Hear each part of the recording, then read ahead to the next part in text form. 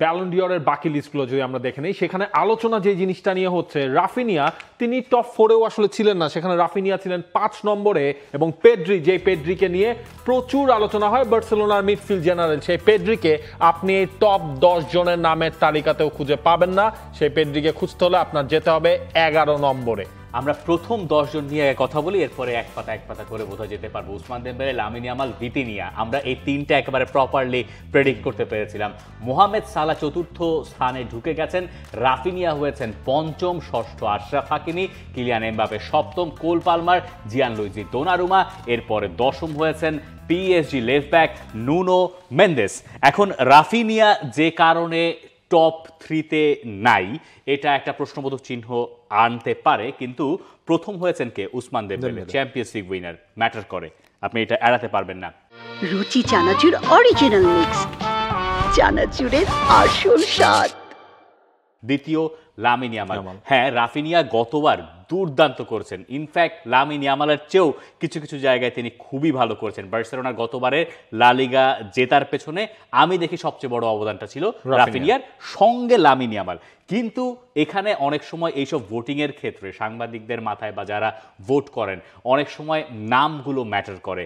Lamine Yamal as a player যে সুপারস্টারে পরিণত হয়েছেন এই 18-17 বছর বয়সে, গত বছর ছিলেন 17, এবার হয়েছেন 18, সেইটাকে আপনি কোনোভাবে আসলে অ্যাভয়েড করতে পারবেন না। এইটাকে আপনি মানে প্রসঙ্গ দিয়ে, যুক্তি দিয়ে সবসময় খণ্ডন করতে পারবেন না।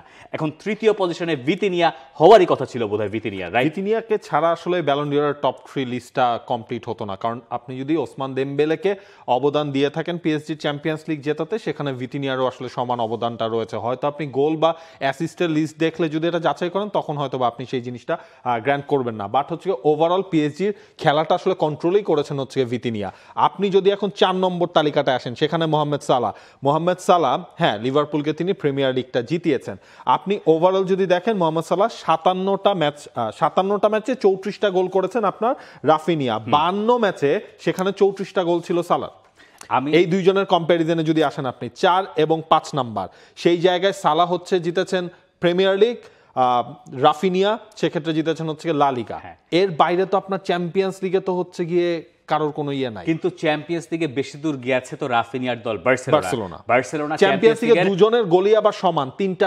কিন্তু চ্যাম্পিয়ন্স লিগে ফাইনাল থেকে রাফিনিয়াররা যাওয়ার 1 মিনিট না 2 মিনিট বাকি ছিলেন, তাই না? চলেই প্রায় সেমিফাইনাল পর্যন্ত গিয়েছেন। ওই সেমিফাইনালেও তার দুর্দান্ত পারফরমেন্স ছিল। সবসময় তো সংখ্যা দিয়ে ব্যাপারগুলো মাপা যায় না, সংখ্যা দিয়ে সবসময় মাপলে হয়তো সবসময় লিওনেল মেসিও হয়তো পেতেন না, কিন্তু সংখ্যাও তার ক্ষেত্রে অনেক বড় প্রভাব রেখেছে। যাই হোক, কিন্তু রাফিনিয়া টপ 5-এ থাকলে ব্যাপারটা আমার কাছে মনে হয় আরেকটু ন্যায়সঙ্গত হতো। কিন্তু না, টপ 5-এ তো তিনি আছেন। টপ 5-এ বলতে আমি বলতে চাইছি, আপনি দেখেন টপ 5, আমি লিস্টটা যদি আরেকবার দেখে নিই, টপ 4, 5, আপনি বলছেন আরো ভেতরে ঢুকাইতে, মানে এই জায়গায় মোহাম্মদ সালাহর উপরে বা হচ্ছে আপনার জাস্ট প্লেসটা যদি রিপ্লেস হয়ে যেত, মোহাম্মদ সালাহ 5 নম্বরে, রাফিনিয়া 4 নম্বরে, তাহলে মনে হচ্ছে এই বিতর্কটাও আসলে আসতো না। রাফিনিয়া যদি 4-এ থাকতেন, বা আমার কথা হচ্ছে মোহাম্মদ সালাহর উপরে থাকতেন, আশরাফ হাকিমি সেখানে হয়তো যদি 4-এ থাকতেন আর রাফিনিয়া 5-এ থাকতেন, তাহলেও এটা নিয়ে ওই রকম আলোচনা আমার ধারণা হতো না। যদিও আমরা কিলিয়ান এমবাপেকে 5-এর ভেতরে দেখেছিলাম। এমবাপে কেন টপ 10-এ আছেন এটাও অনেকে হয়তো জানতে চাইতে পারেন। কিলিয়ান এমবাপে গতবারের লা লিগার পিচিচি ট্রফি জিতেছেন, যদিও তার প্রথম সিজনে কোনো শিরোপা জেতা হয় নাই, কিন্তু আপনাকে এটা ভাই মানতে হবে যে শিরোপা বাদ দিলে এই মুহূর্তে বিশ্বের সেরা ফুটবলার কিলিয়ান এমবাপে, ওটা সাংবাদিকদের মনে কাজ করে। এখানে তো তিনটা জিনিস আসলে মেইনলি ক্রাইটেরিয়া দেখা হয়, ইন্ডিভিজুয়াল পারফরমেন্স, এক হচ্ছে আপনার দলগত টিম পারফরমেন্স, এবং আরেকটা হচ্ছে যে প্লেয়ার্স অ্যাটিটিউড বা সবকিছু, এইটাও একটা ক্রাইটেরিয়ার মধ্যে পড়ে। সুতরাং ওই হিসাব করলে আপনার কিলিয়ান এমবাপ্পে টপ 10-এ থাকবেন, সেটা হচ্ছে গিয়ে স্বাভাবিকভাবে ধরে নেওয়া হচ্ছে। টপ 10-এ কিন্তু এমন কেউ নাই যাকে দেখে হচ্ছে গিয়ে আপনি খুব অবাক হয়েছেন। কোল পালমারের কথা যদি বলেন, ফিফা ক্লাব ওয়ার্ল্ড কাপ পর্যন্ত ছিল হচ্ছে এই ভোটিং এর লাস্ট ডেটটা বা ওই টাইম ফ্রেমটা, সেখানেও আসলে কোল পালমারের পারফরমেন্সেই চেলসি হচ্ছে আপনার ক্লাব ওয়ার্ল্ড কাপ জিতেছে। এটা নিয়ে বার্সেলোনা সমর্থকদের ভিতরে প্রবল ক্ষোভ আছে যে কেন রাফিনিয়া টপ 3-তে নাই। কিন্তু আমার কাছে মনে হয় যে দিন শেষে ভোটিং করতে গেলে লামিন ইয়ামালই রাফিনিয়ার চেয়ে বেশি ভোট পাবেন, এবং সেই কারণে তিনি দ্বিতীয় হয়েছেন।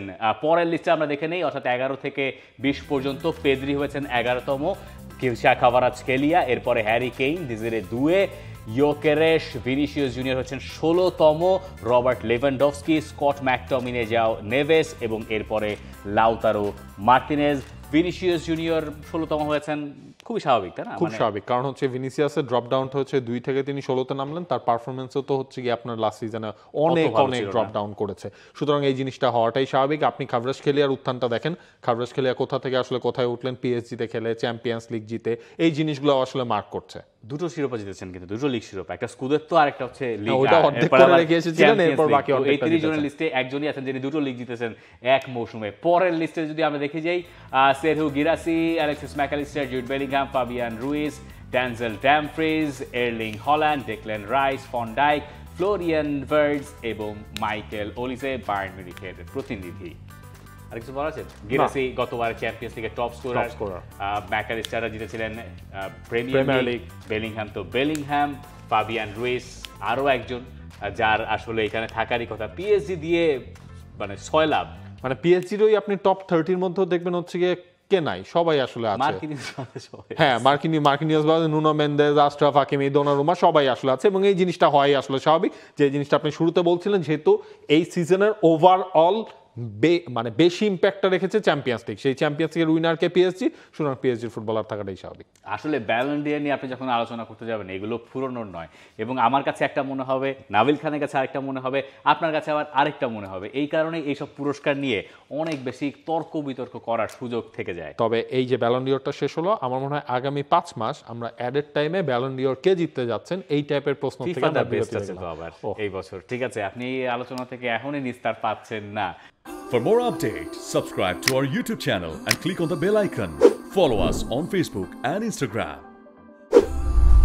Download T-Sports app to enjoy exciting games and highlights. Visit tsports.com.